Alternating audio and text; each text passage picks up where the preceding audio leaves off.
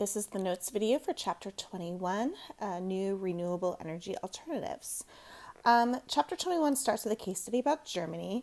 Germany leads the world in renewables, and it has the strongest economy in Europe. So they are the leader and the role model in terms of what we should be doing with energy. So just read about them so you can understand that. But again, they have more than 6% of its electricity is from solar power, which is one of the highest rates in the world. And they rely the least on fossil fuels. So again, role model country. Okay, first thing to do is look at these pie charts. It talks about, again, separating energy by source as well as electricity. Okay, the US, as you can see here, for energy, renewable energy by source, the largest for renewable is biomass, followed by hydropower, then wind, then solar, then geothermal. And that's for all types of energy. Now, if you go down to, for electricity, hydropower for the United States is actually our largest, followed by wind, bio, solar, and then geothermal. So make sure you know the difference between that.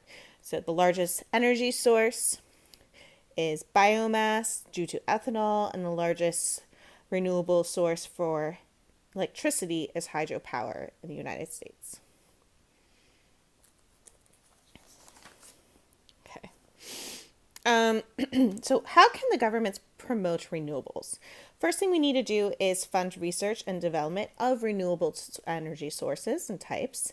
Big thing is we still subsidize in certain areas for fossil fuels. So if we don't subsidize fossil fuels anymore, people were likely to look for alternatives.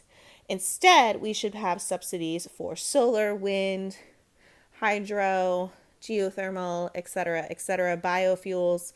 That's what we should be focusing our giving rebates or tax benefits for that. Another option is a feed-in tariff policy, and this is where utilities pay premium money by law for renewables, and they get priority to be sold. So we're basically promoting renewable energy sources. Germany does this, and basically you're guaranteed money if you have solar panels on land. So basically, if you install solar panels on your land, or your PV cells, as the AP exam calls them, then you're guaranteed you'll make some money about that. And yes, that is a typo. Now, another thing is to provide tax credits or rebates for PV cells. So again, no, don't say solar panels on the AP exam. You have to say photovoltaic or PV cells. That's what they refer to solar panels as. Or wind in homes. So a lot of countries, they actually give tax credits if you have these types of renewable energies installed in your homes. Net metering. So this is when homes with solar or wind, they can actually sell extra kilowatts back to the utility companies. So if you end up not using all the energy that you generate, you can actually sell it to the utility companies for money. So you can actually make money off of it after you install all the equipment. Okay. All right. So talking about solar energy, there's two things you have to make sure you understand. There's passive and there's active. So passive solar heating techniques is basically you don't use any type of technology. It's all about the design aspects. So for example, you build your home so it faces southward because the equator is south if you're in the northern hemisphere. So if you have all of your windows facing south, they'll capture the sunlight in the winter, which will warm your home. So then you don't have to worry about heating your home. If you live in areas that are very warm, you should have overhangs to shade the windows in the summer. So it prevents so much sun hitting your house and getting to your windows that will heat your home when you want it to be cooler.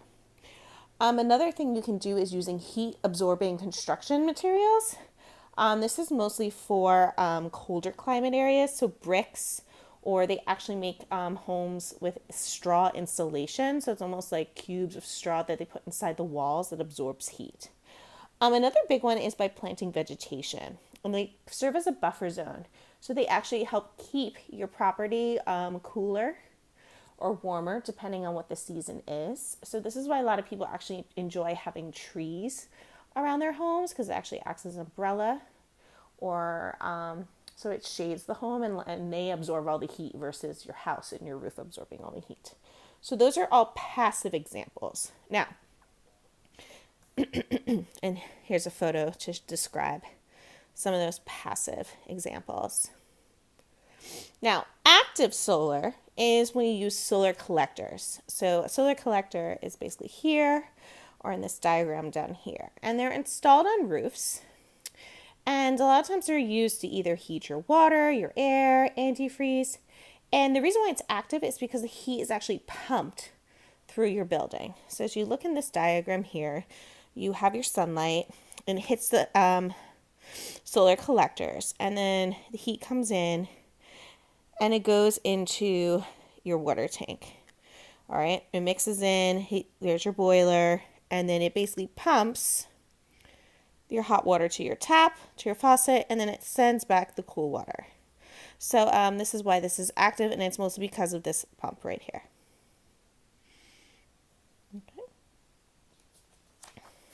Okay.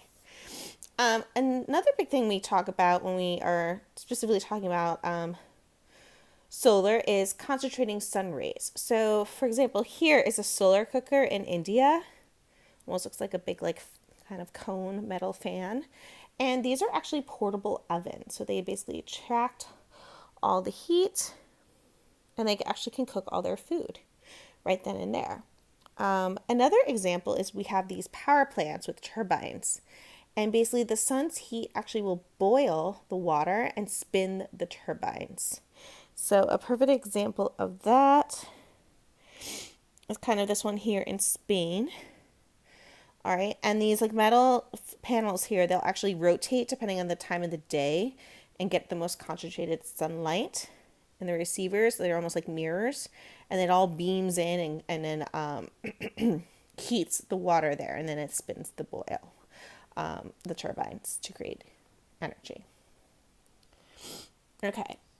So solar panels, which everyone calls, but in the AP exam they call it photovoltaic or PV cells. So make sure you always know what PV cells are. And this is when light strikes silicon plates, which release electrons, which are fed into wires. So that's your short little definition of a PV cell. And this is the diagram that explains how this all works. So sunlight comes in, hits a bunch of your solar panels, module, you have your photovoltaic cell.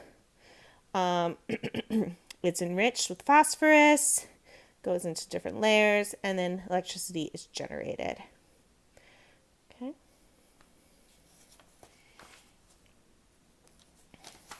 Okay. Now, what are some of the drawbacks to solar? The reason why solar isn't as popular is there are some places that are sunny, like Seattle or, for example, Germany. Okay, so as you see here, or like Alaska, there's certain places that don't get as much solar radiation as others. The other one is the upfront cost of the equipment used. It used to be very expensive. However, now you're able to actually rent equipment, and they've found that it actually is still cheaper than like the cost of using like traditional energy. So these are definitely options available to use solar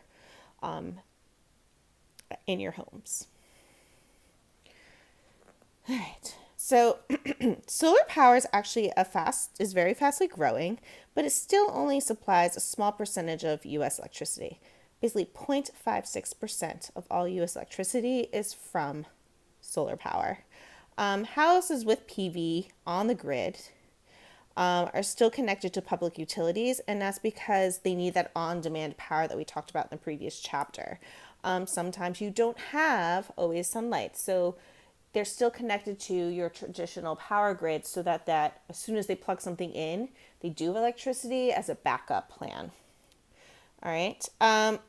Now, sometimes when you're connected to on the grid, you can actually sell excess power back to the utilities with the two-way metering that you get from your solar panels.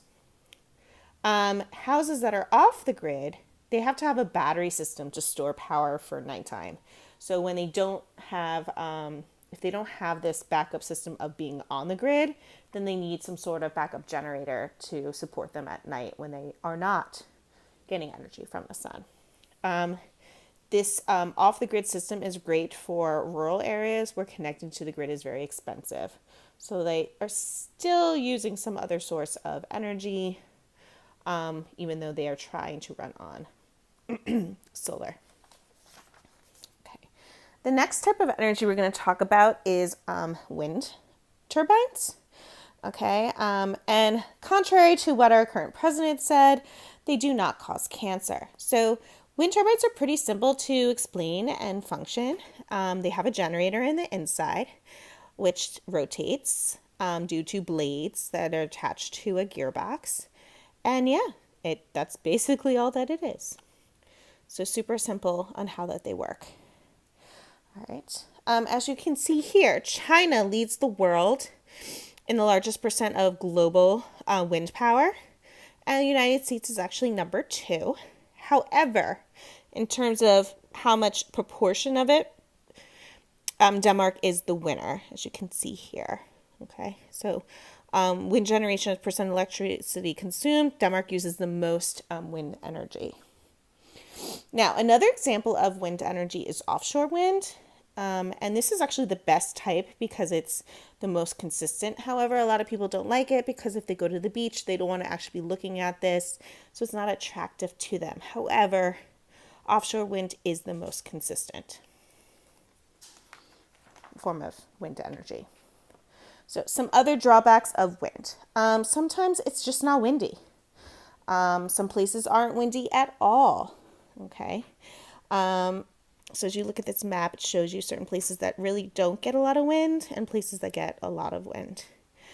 There's also your NIMBY, not in my backyard. Some people think that they are ugly and an eyesore and will ruin property values. However, I think they're kind of relaxing personally. And the other big negative is birds and bats actually fly into the blades.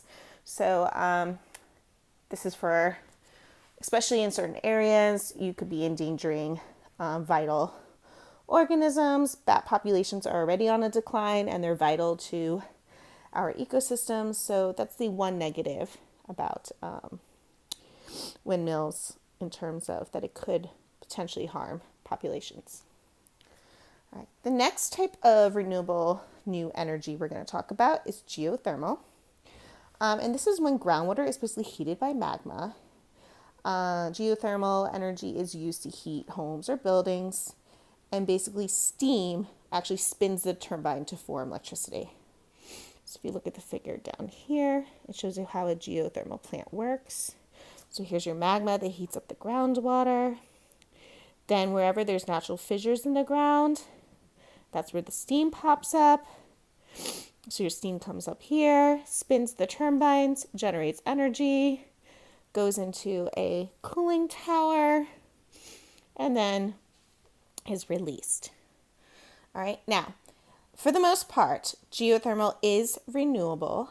However, sometimes you can overpump the aquifers down here in which you get your steam and your water from. So that's the only problem it could happen.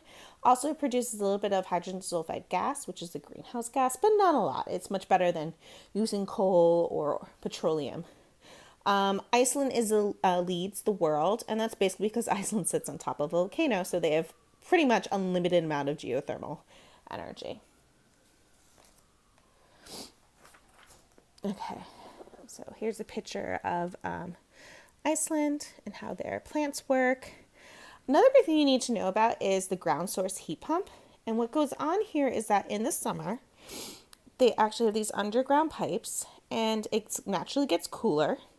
In the summer, soil is cooler than the surface air. So then what they do is they pump this cold water through the house, and they have all these pipes in, through the floorboards. So it cools your home, and then it pumps the warm stuff back down, the warm water back in. In the winter time, it's the opposite. In the winter, the soil underground is warmer than the surface air. So they actually pump the warm water, same idea, through the floorboards to heat your home and bring the cold back down into the ground. So this is pretty nifty. This is definitely a eco or environmentally friendly design aspect to your homes. So this is something for like if you're building a brand new home, you could do this in your home to help regulate temperatures.